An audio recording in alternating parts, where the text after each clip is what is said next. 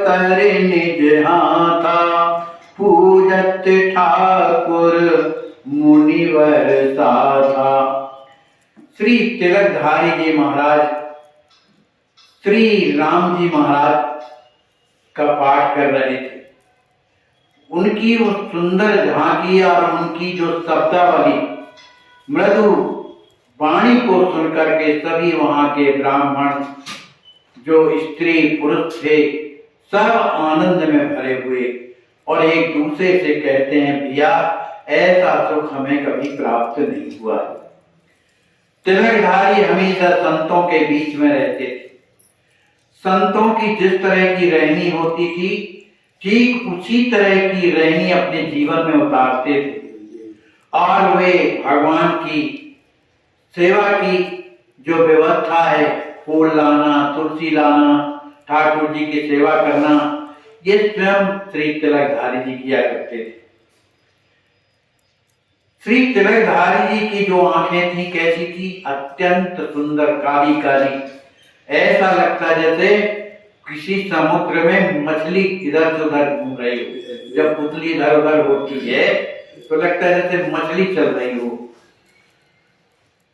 संतों के बीच में जाकर के जब तिलकधारी बैठ जाते हैं तो संत लोग बड़े प्रसन्न होते, उनके सिर में अपना हाथ रख करके उन्हें आशीर्वाद देते और वे उन्हीं संतों के द्वारा आज कौन सा पाठ करना है वो वहां पर मन याद किया करते।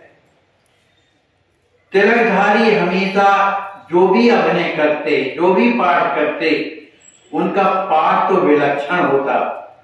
सभी कोई उनके पाठ को सुन करके बड़े प्रसन्न होते, चाहे वो महान ज्ञानी क्यों ना हो, बुद्धिमान क्यों ना हो, वो सब तिलकधारी जी के पाठ को सुन करके और अपने आप को भूल जाते हैं। लेकिन कुछ लोग हृदय में धीरज धारण करके कहते हैं, भैया हमें तो लगता है कि ये बालक जो है कोई साधारण नहीं, बालक राम सहज अवतारी, ये तो कोई अवतारी बालक है जो इस संसार में आकर के लोगों का कल्याण करना चाहता है। लीला रसिक संत भगवंता गुप्त प्रकट सब चरित्र बखाना। श्री तिलकधारी के जीवन में कुछ बहुत सी ऐसी घटनाएं भी घटती थी कि जिन्हें संत, जो रसिक संत हैं वही समझते थे, तो उनको आपस में एक दूसरे से कहने लगते थे कि आज हमने इनके द्वारा ये देखा, इनके शरीर में ऐसा देखा, वैसा देखा, माने विलक्षण बातें कहते थे। सहज भाव हित अति हर्षाई सकल मिलन की कथा सुनाई। सभी कोई जो है श्री तिलकधारी के जो सरल भाव है, जिनके अंदर कोई कपट नहीं, छल नहीं, जैसा अंदर वैसे बाहर, इस तरह के उनके इस भाव को देख करके सभी बड़े प्रसन्न होते हैं। और किस तरह से वो प्राप्त हुए हैं यह कथा जो है राम किशोर दास जी बता रहे हैं। वो कह रहे हैं कि परसवाही गांव में जब धनुष यज्ञ की लीला हो रही थी, कहते हैं उस समय लखनलाल जी का पाठ करने वाले जो पात्र थे वो बीमार हो गए। अब वो पाठ कैसे हो, सभी दुखी थे। तो मातु समीप जाए रुपाई लायो मुनि को सिक्किनाई। तो वो कहने लगे कि मैं स्वयं उस बालक को मांगने के लिए पौड़ी जाता हूं और माता जी से प्रार्थना करके इस तरह से लाया जैसे विश्वामित्र जी महाराज लक्ष्मण और श्री राम जी को मांग करके लाए। इस तरह से मांग के लाने के बाद संध्या हो गई और जब संध्या का समय हुआ तो श्रृंगारी जी से कहा गया कि इनका श्रृंगार करो और पहले इनकी प्रतिष्ठा करो। कहते हैं कोई भी बालक को जब राम जी का या लक्ष्मण जी का पाठ देना पड़ता है उसके पहले उनकी कोई प्रतिष्ठा की जाती है। तो उन्होंने कहा इनकी प्रतिष्ठा करो, फिर इसके बाद इनका श्रृंगार करो। अब जो श्रृंगार ही चल रहा था राम जी महाराज का, माने पहनाए जा रहे थे वस्त्राभूषण, उसी समय क्या हुआ कि अब लीला शुरू होनी है। रात्रि में लोग जगह गए थे लोग, और विशेषकर इन्हीं का दर्शन करने के लिए लोग गांव-गांव के लोग आते थे।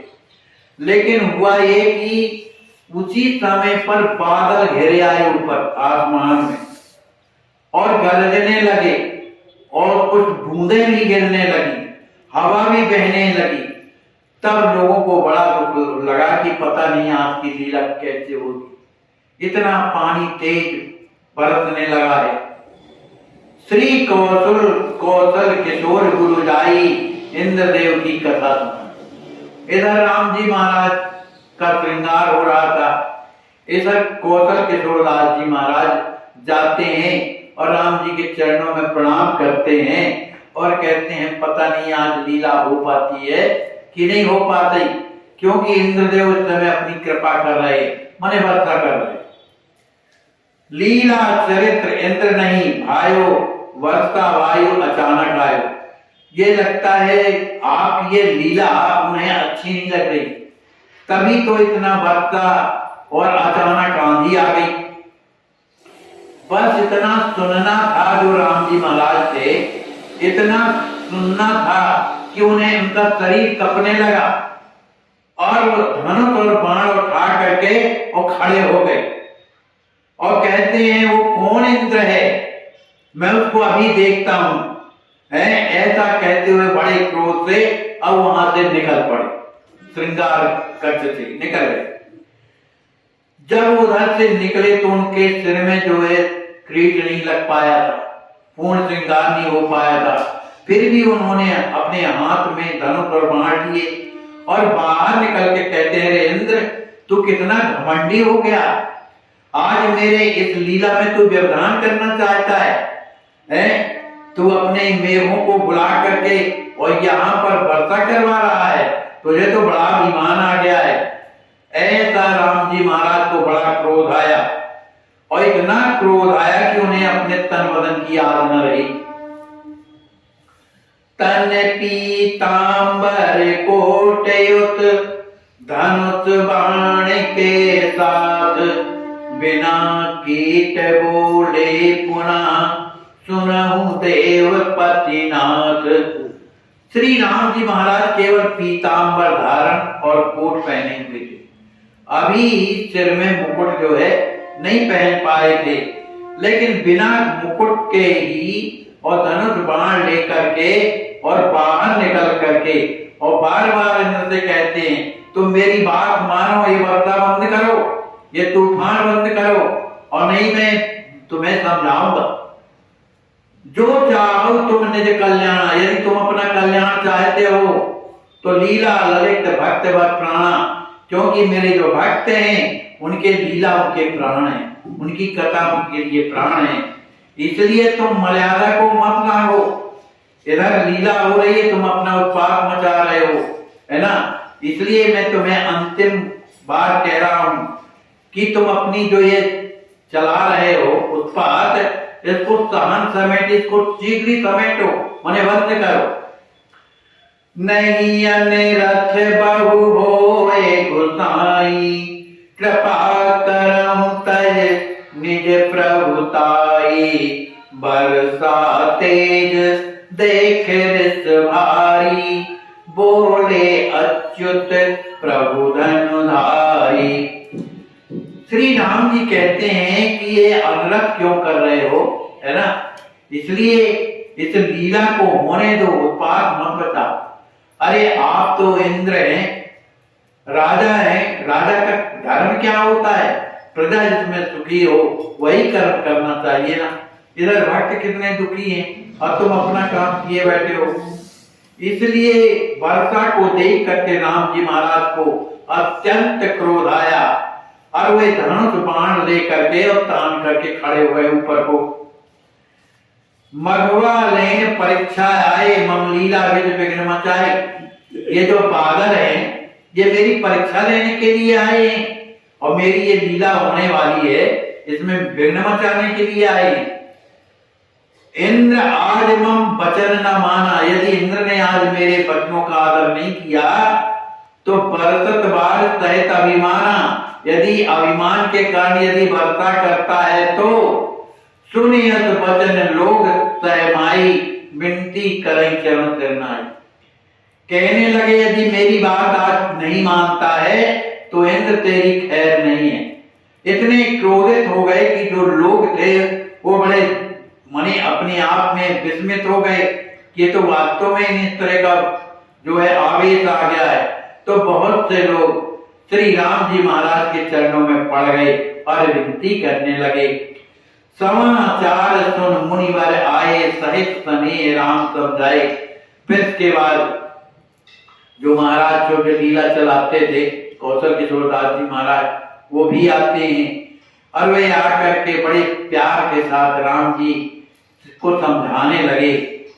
लखी क्रोध कंपित गात ऋषि मुनि आए, सब चरणन परे बोले दयाल कृपाल राघव आप सब बार है।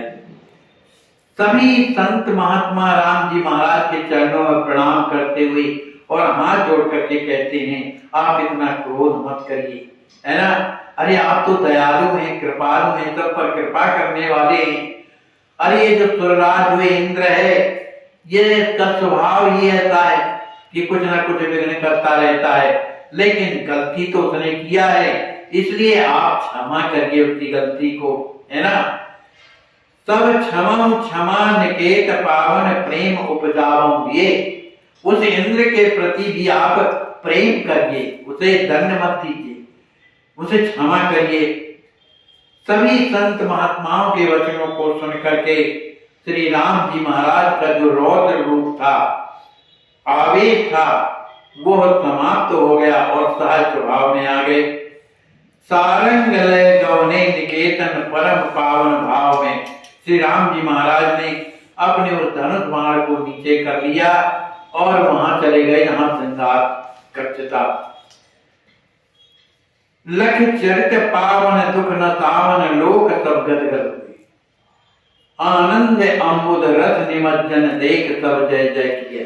उसका परिणाम क्या हुआ? इधर राम जी महाराज अपना धनुष बाण लेकर के अंदर जाते हैं मणि श्रृंगार कक्ष में, इधर वर्षा बंद हो गई, वर्षा पूर्ण रूप से बंद हो गई। तो सभी लोगों ने जब देखा कि अरे इतनी बड़ी बड़ी बूंदें तमाम चल रही थी, हवा बह रही थी और अचानक ये क्या हो गया, सब धीरे धीरे वर्षा बंद हुई और धीरे धीरे आकाश भी खुल गया, बिल्कुल साफ हो गया। अब तो सभी का हृदय राम जी के प्रति कि ये तो भैया कोई साधारण नहीं है, वास्तव में राम जी हैं। अरे इंद्रदेव कौन बड़ी बात है, राम जी के बाण ही तो अग्नि के समान है, वो किसको सुखा नहीं सकते हैं, तो सब समर्थ हैं। जब बादल छट गए, आकाश निर्मल हो गया, तो बड़ी सुंदर लीला हुई वहां पर। सब लोगों ने बड़ा सुख प्राप्त किया और कुछ लोग आकर के कहने लगे कि भैया राम जी के क्रोध करने से तो बादल का पता ही नहीं कहां चले गए, बिल्कुल आकाश निर्मल हो गया, चंद्रमा चिटक आई और आकाश में तारागण दिखाई देने लगी। निर्मल गगन स्वच्छ छवि देखी, दर्शक वृंद भाग्य निज देखी। जो दर्शक लोग आए हुए थे वो तो निर्मल आकाश को देख करके सोचने लगे कि देखो भगवान की कितनी बड़ी कृपा, ये राम जी की कि क्रोध करके उस बादल को भी भगा दिया, इंद्र का अभिमान गलत कर दिया। अब उस लीला में इतना लोगों को सुख मिला, इतना सुख मिला कि सभी भक्त एकदम प्रेम में मग्न हो जाते हैं। इसके बाद श्री रुक्मणी प्रसाद, जिनका एक नाम के थे बालक, वो लक्ष्मण जी का पाठ करते थे। तिनके ग्रह उत्सव अति पावन भयो, नेक सुंदर मन भावन। उन्हीं के घर में ये मने उत्सव हुआ था, जो एक घटना घटी, जो बादल आ गए और परेशान करने लगे। ते घटना उन्हीं के यहाँ रुक्मणी प्रसाद जी के यहाँ।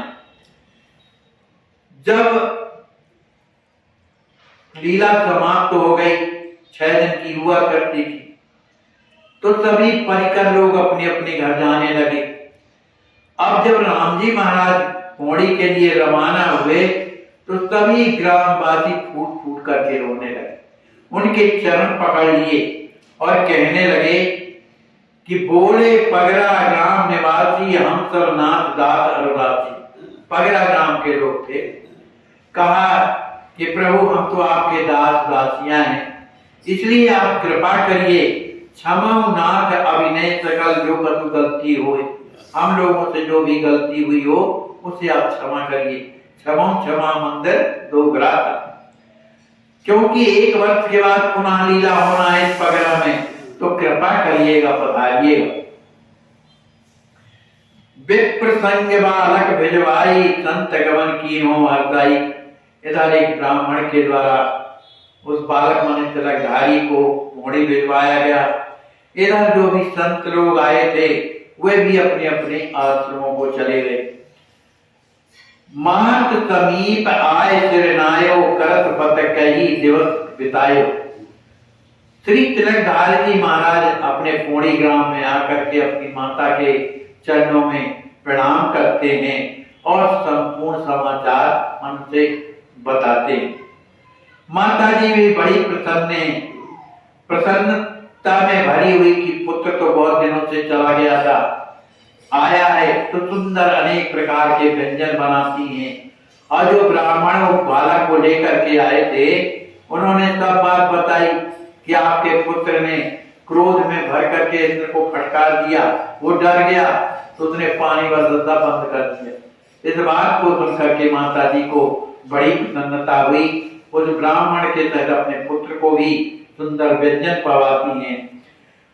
उसी समय पर तिलकधारी का जन्मोत्सव का भी समय आ गया। जेठ शुक्ल चौथी मन भावन, जेठ की शुक्ला चौथी को आचार्य महाप्रभु का जन्म हुआ था। ऐसा समय जान करके समय जान जननी समझाई गए पढ़न इस भवन में आई। तो उनका जो जन्मोत्सव था मनाने के बाद माता जी ने अपने पुत्र से कहा कि बेटा अब तुम वहां जाकर के अच्छी से पढ़ना है ना, किसी को परेशान मत करना। तो अब इसके बाद जैसे लालपुर में पढ़ते थे, लालपुर में जा माने उनका मकान रहते थे। अब वो पुनः दूसरा साल आया, अगहन का महीना आया, जब समैया होना है तो लल्ला साहब दूत बुलायो। लल्ला साहब जिनके यहाँ हुआ करती थी समैया परसवाही में, उन्हीं के बालक का नाम लल्ला था। तो उन्हीं के द्वारा शुक्ला पक्ष अगहन का जब समय आया तो लल्ला के द्वारा उन्होंने उधर खबर भेजी। कहाँ? मने तिलकधारी जी के पास। तो सहित स्नेह पास बैठावा, समाचार कहे नवत पठावा। जा करके उन्होंने समाचार बताया कि अब जो है समैया होनी है, इसलिए आप पधारिए और आपका निमंत्रण भी है। इसके बाद लल्ला जी उन्हें प्रणाम करने के बाद वहां से चले आते हैं।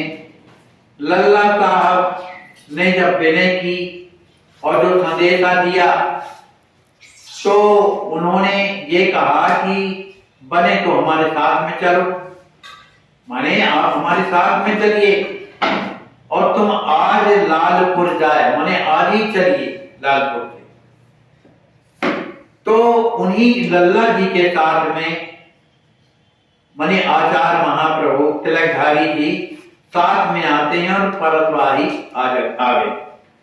अब जैसे ही लोगों ने देखा कि राम जी आ गए, पूरा गांव मर गया, सभी कोई उनके चरणों में प्रणाम करने लगे और राम जी महाराज की उस छवि को देख करके सभी प्रसन्न हो जाते हैं।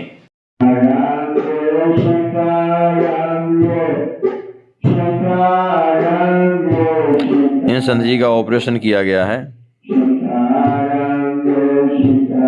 चालाकी करके कितने भी आगे बढ़ जाओ, इन संत भगवान का हाथ टूट गया है। बड़े भजनानंदी संत हैं। जय हो श्री श्रृंगार निधि सरकार की, जय हो जय हो जय हो।